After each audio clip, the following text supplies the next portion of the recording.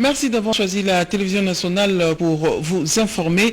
Bienvenue à toutes et à tous.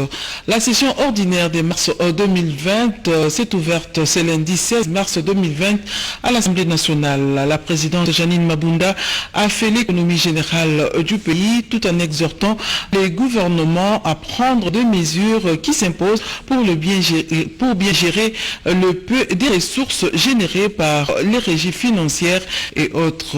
Sylvie Mumbo et Bernard Boudouakanda aussi ces reportages. C'est parti pour 3 mois de plénière selon le calendrier qui sera à définir entre le bureau et le président des commissions parlementaires permanentes. À l'occasion de cette ouverture solennelle de la session ordinaire de mars, la présidente de l'Assemblée nationale, Janine Mabunda Lioko, a brossé la situation générale du pays, de la politique à l'économique, du sécuritaire au social, en passant par le sanitaire, rien n'a été laissé au hasard. Par plusieurs questions d'interpellation, la présidente de l'Assemblée nationale invite les honorables députés à la réflexion sur le modèle économique plus résilient et sur les méthodes de lutte contre la corruption. La présente session s'ouvre dans un contexte particulier sur les plans sécuritaire, social et économique.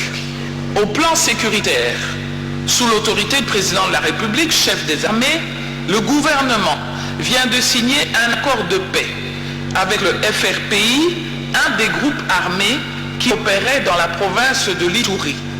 Tout en saluant cet accord, ayant été moi-même sur terrain aux côtés de nos députés, j'invite le gouvernement à tout mettre en œuvre pour qu'une paix durable règne dans la partie orientale de la République où ces atrocités ont assez duré. Concernant la pandémie du coronavirus, dont d'ailleurs les dispositions ont été prises à l'entrée pour éviter les contaminations, le Dr Mouyembe est invité à la séance académique ce mardi pour des informations techniques, mais aussi sur l'affaire en voie de l'épidémie de la maladie à virus Ebola. Je salue l'action menée par le Comité national multisectoriel de la riposte contre la maladie à virus Ebola, qui amorce sa dernière ligne droite en vue de l'éradication de cette grave épidémie dans notre pays. En effet, plus aucun cas confirmé d'Ebola n'a été enregistré depuis la sortie, le mardi 3 mars dernier, de la dernière patiente hospitalisée à Béni. Ils ont à un moment ou à un autre de l'histoire parlementaire de la République démocratique du Congo joué un rôle. Un ancien vice-président honoraire, des présidents honoraires de l'Assemblée nationale ont été invités à cette cérémonie. Son discours a été formidable, spécialement ce qu'il a dit concernant le travail des députés qui devait arriver au travail ensemble, et puis le fait qu'il nous a invités à cette session. Ça nous a fort enchanté. Elle le fait bien, mène bien les débats. Elle mène bien les débats. Et le fait par exemple qu'il a invité le président, plutôt le professeur Mouyembe, à venir exposer lui-même les véritables enjeux du coronavirus. Et je trouve ça formidable. Même exercice à la Chambre haute du Parlement où le président Alexis Thabo Mwamba a ouvert la session ordinaire. C'était dans une salle rénovée en présence de plusieurs invités des marques, dont le président du Sénat de la République du Congo, Pierre Ngolo, Henri Amouri, Berthe Moukonkole et Eugénie Dadamoukala. Il a promis lors de la campagne électorale et à son discours d'investiture de faire du Sénat une institution de référence et de mesures au standard de la modernité. C'est un pari gagné. Le président du Sénat, l'honorable Alexis Thabo Mwamba, a ouvert la session ordinaire de mars dans une salle modernisée et numérisée avec possibilité de vote électronique et d'interprétariat simultané dans les langues nationales, en français et en anglais. L'ouverture de cette session ordinaire était rehaussée de la présence des hôtes des marques. Je citais le président du Sénat de la République du Congo, Pierre Ngolo, Le Premier ministre, le directeur du cabinet du chef de l'État, les ambassadeurs et autres autorités politiques et militaires. C'était une opportunité pour le président du Sénat d'épingler les problèmes qui touchent les provinces constatées pendant les vacances parlementaires des sénateurs, notamment l'état de délabrement des routes et des sites agricoles, la carence en eau potable pour ne citer que cela. Problèmes qui auront une solution durable grâce à la mise en place de la caisse des péréquations. Sur le plan politique, le président de la Chambre haute du Parlement a invité les politiciens à sauvegarder les acquis de l'alternance politique qui vont favoriser la mise en place des politiques économiques et de développement du pays. Tout dérapage de la situation politique peut donner lieu à un chaos généralisé. J'exhorte donc nos collègues politiques et responsables de différents groupes d'opinion au calme et à la sérénité pour le maintien d'un équilibre encore fragile dans notre pays. Il n'a pas manqué également de saluer la reprise de la coopération avec le Fonds monétaire international sur le plan diplomatique et aussi l'accession du pays à la vice-présidence de l'Union africaine cette année et à la présidence l'année prochaine. La reprise et le raffermissement de la coopération avec les États-Unis et l'État d'Israël n'a pas été laissé sous silence. Sur le plan social, il a apprécié à sa juste valeur la gratuité de l'enseignement primaire, une disposition constitutionnelle. Comme la session intervient au mois de mars, le président du Sénat, l'honorable Alexis Tambo Mwamba, place l'année 2020 dans l'harmonisation des textes de loi en faveur des droits de la femme. La prochaine session sera convoquée si le coronavirus est éradiqué, a souligné le président du Sénat, l'honorable Alexis Tambo Mwamba, à la clôture de la cérémonie. Il s'est tenu cet après-midi au Salon Rouge de l'immeuble du gouvernement la réunion journalière du comité de crise des Covid-19 sous la supervision du ministre de la Santé, Dr Etienne Longondo, président de ces comités de pilotage. Suivez. C'est dans le salon rouge de l'immeuble du gouvernement qu'a eu lieu la séance de travail du comité national de coordination des maladies, dirigé par un président, le ministre de la Santé, le Dr Etienne Longondo, ce lundi 16 mars 2020. Plusieurs personnalités ont pris part à cette rencontre journalière, notamment le responsable des différentes commissions mises en place, le directeur de l'INRB, Dr Mounyembe, le secrétaire général à la santé, Sylvain Youma, les représentants de l'OMS et autres. Il était question de faire le rapport global de la situation épidémiologique, ainsi que la mise au point sur la prise en charge de 3 cas confirmés. Pour la commission de prise en charge, le Dr Abedi Aruna, président de la dite commission, a retracé jusqu'ici les réalisations faites. La situation épidémiologique aujourd'hui, depuis le début de l'épidémie, nous n'avons que 3 cas confirmés. Et chaque jour, les équipes sont sur le terrain et à côté de cela, nous avons environ 260 contacts que nous sommes en train de suivre. C'est-à-dire les personnes qui étaient en contact rapproché avec ces cas-là. Et il y a des équipes qui suivent chaque jour ces cas en vérifiant s'ils n'ont pas développé les signes un peu spécifiques. Je pense que la prise en charge est bonne parce que tous ces 3 cas confirmés, ils sont dans un état stable. Je pense que dans quelques heures ou dans quelques jours, on va procéder à faire des examens pour évaluer s'ils ont encore le virus. Et je pense que d'ici peu, on va célébrer le premier cas de guérison en République démocratique du Congo. Quant à la commission communication, très bientôt, plusieurs méthodes de sensibilisation seront mises à la disposition de la population pour le respect des mesures préventives. Pour le ministre Etienne Longondo, le gouvernement congolais tient à l'éradication totale de Covid-19 en RDC. C'est un reportage de Sandra Wallo et de Patrick Kachala. Les coronavirus à la base du rapport du 15e conclave Inde-Afrique. L'émissaire indien en République démocratique du Congo l'a annoncé à la chef de la diplomatie congolaise, Marie Dumbanzinza, qui était porteur d'un message du chef de l'État, Félix-Antoine Tshisekedi Tshilombo, à son homologue soudanais, Jean-Louis Lunga Jinawabiwa. Report à une date ultérieure de la 15e édition du conclave de la Confédération de l'industrie indienne à New Delhi, prévu initialement du 15 au 17 mars de cette année à New Delhi en Inde pour cause du coronavirus. Cette annonce a été au centre des échanges entre la ministre d'État, ministre des Affaires étrangères Marie Toumba Nzeza et Nina Tcherina, ambassadrice de l'Inde en République démocratique du Congo. La 15e édition du conclave a comme thème les partenariats de projets Inde-Afrique.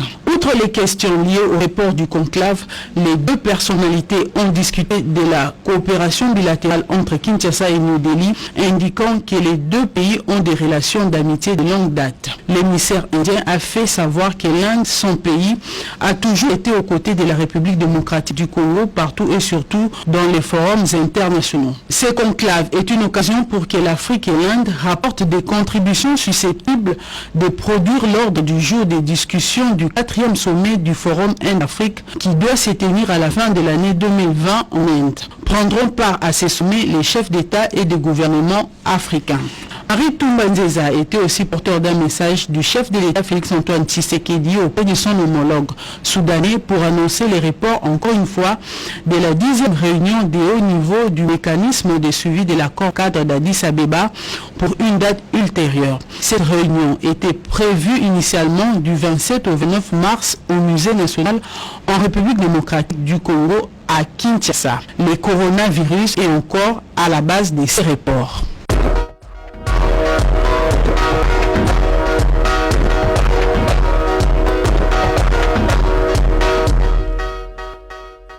Ouvrons la rubrique femmes avec l'honorable Marie-Ange Lukiana qui a animé une conférence à l'Institut supérieur pédagogique de la Gombe sur des questions liées aux droits de la femme. Suivez. Les femmes, ces êtres humains, nantis de toutes les facultés, notamment d'intelligence et de sagesse. Ces êtres humains, depuis la nuit des temps, prouvent par deux fois leur capacité d'acte de bravoure, font malheureusement encore aujourd'hui les sujets de débat. Il est admis que la réalité diffère d'un pays à un autre. La République démocratique du Congo a les siennes et s'exprime en ces termes, comme une génération égalité de droits. L'honorable Marie-Ange Lukiana Moufankolo, maître de conférence, qui développe ces sujets, fort d'une argumentation de l'une d'actrices de cette lutte, a heurté les femmes et les jeunes filles étudiantes à des faits, mais aussi à la lutte non sans peine. Devons-nous répéter la lutte qui a abouti à plusieurs victoires dont la nation congolaise en est fière. D'où cet appel. La génération égalité, c'est vous, la jeunesse féminine et la jeunesse masculine. C'est tout un héritage, tout un flambeau que nous vous demandons de ne pas laisser tomber. La promotion des droits des femmes est une stratégie d'accélération du développement profitable à tous. Il s'agit de promouvoir la femme en faveur de tous. Les droits des femmes ne signifient pas dominer l'homme, ne signifient pas concurrencer l'homme, mais plutôt respecter l'homme. C'est de cette manière que vous allez emballer tout le monde. La parité, dit l'honorable Marie-Ange Lukiana Moufankolo, est un acquis. Un peu d'effort, et cela se coupe avec l'idéal d'épanouissement pour tous. Je suis convaincu qu'aujourd'hui, nous avons honoré l'esprit grand le nationalisme, l'unité, les valeurs universelles, les valeurs républicaines. Grand nombre de nous, c'est le respect de la démocratie. Le genre pour cette conférence a été mis à contribution.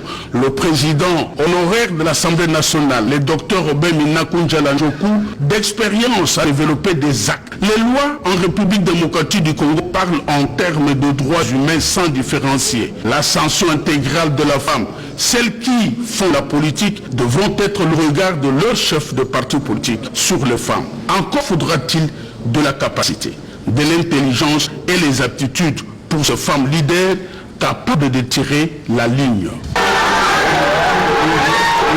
C'était un reportage de Guillaume Koukoumamengi Pandji. Célébration mois de la femme, cette fois-ci avec les femmes de l'UNT que nous propose Bobo Anan Mokonzi.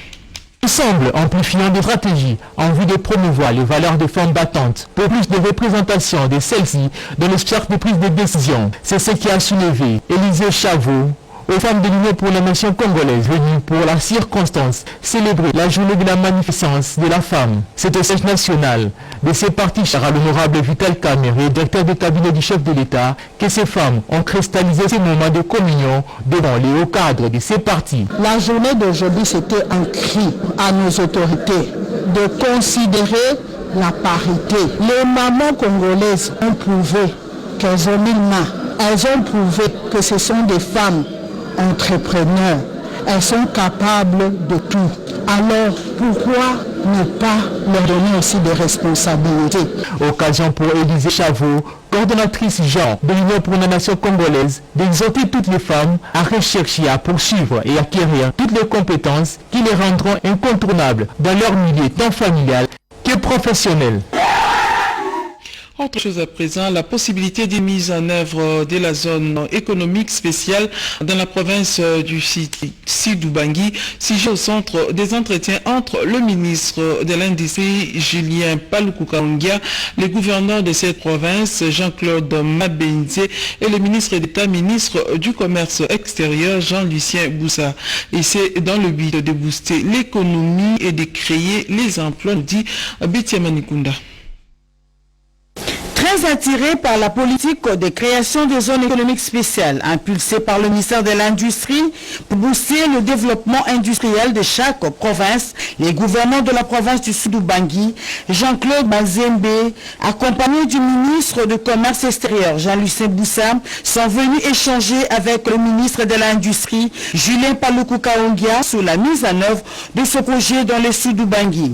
Ces derniers ont déjà disponibilisé un espace pour accueillir ce projet qui va contribuer au décollage économique et industriel de cette province et à la création d'emplois. En fait, ce que nous voulons, c'est attirer des investisseurs. Il faut qu'ils soient réunis dans un espace qui leur offre toute l'infrastructure nécessaire pour le bon développement de leurs activités. Et nous avons trouvé cet espace, c'est à Ouaka, dans Milona. Moi, je vous l'ai dit, le ministre a été très attentif, il a accepté de venir visiter. Donc je crois que dans les jours à venir, nous aurons l'honneur d'accueillir le ministre chez nous. On va l'amener sur site, qui voit tout ce que nous faisons, où nous voulons installer les gens et dans quelles conditions nous voulons qu'ils travaillent.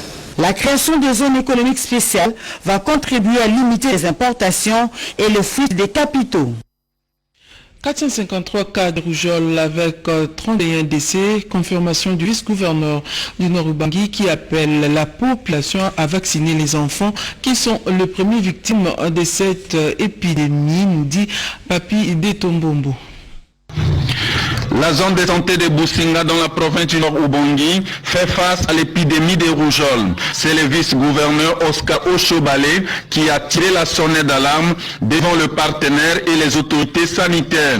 Dans son rapport de la 10e semaine épidémiologique, la zone de santé de Businga affiche 543 cas de rougeole avec 31 décès enregistrés.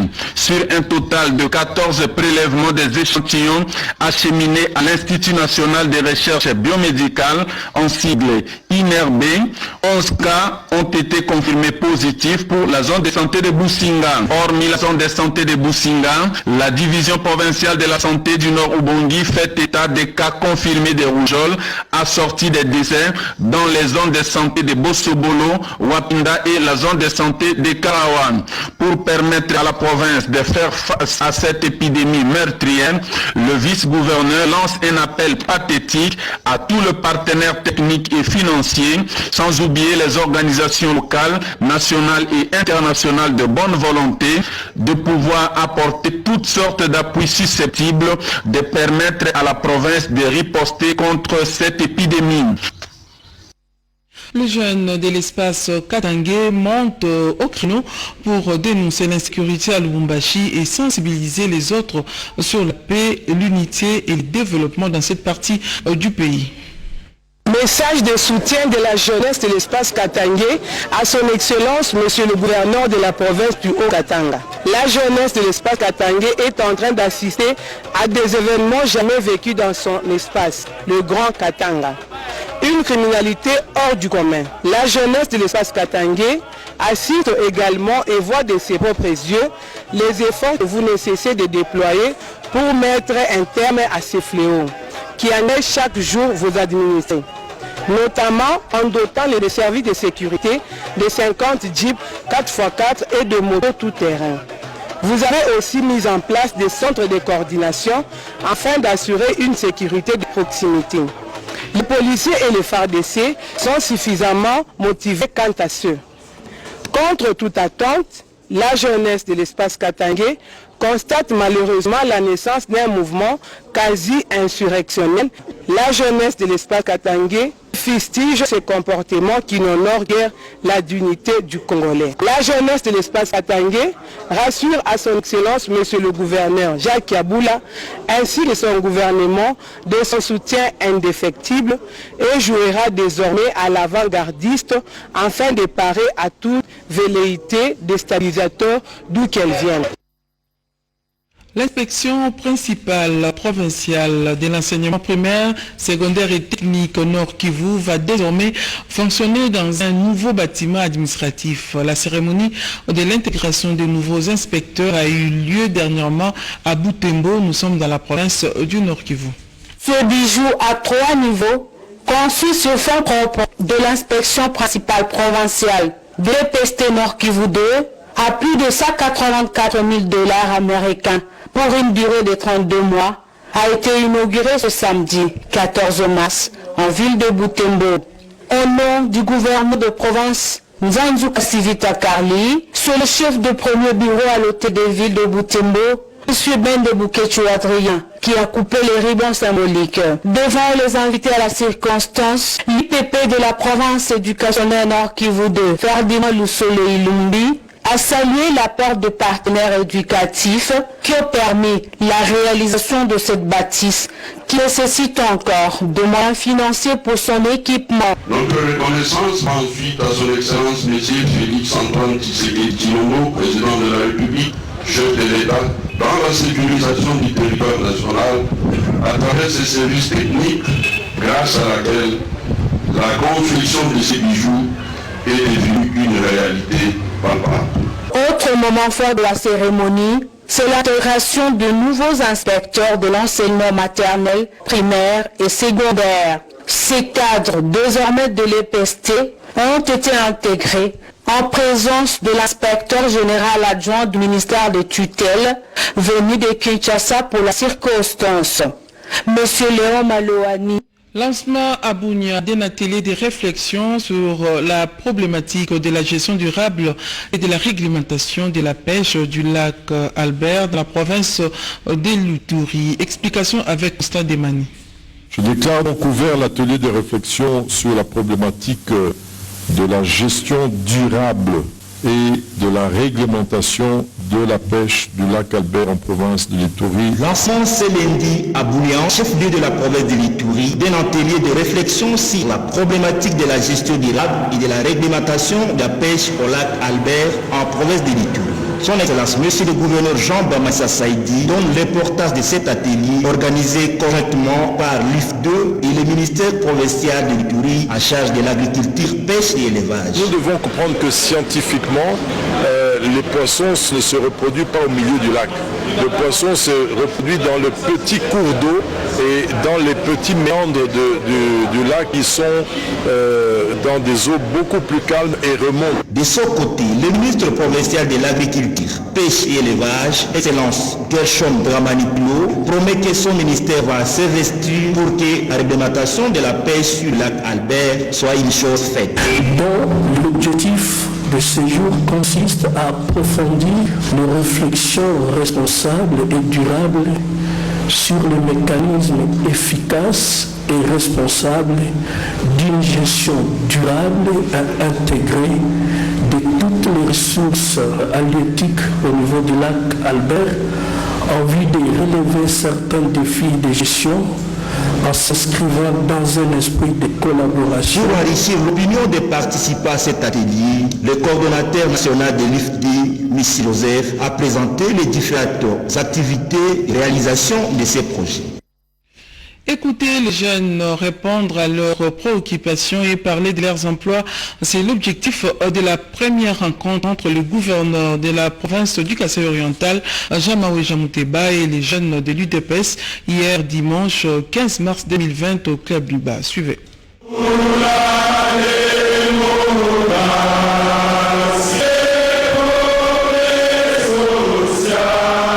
Écouter les jeunes, répondre à leurs préoccupations et parler de leur emploi, c'est l'objectif de la première rencontre entre Jamawe Jamouteba, gouverneur de la province du Kasaï oriental, et les jeunes du parti l'Union pour la démocratie et le progrès social UDPS le dimanche 15 mars dernier au Club Miba.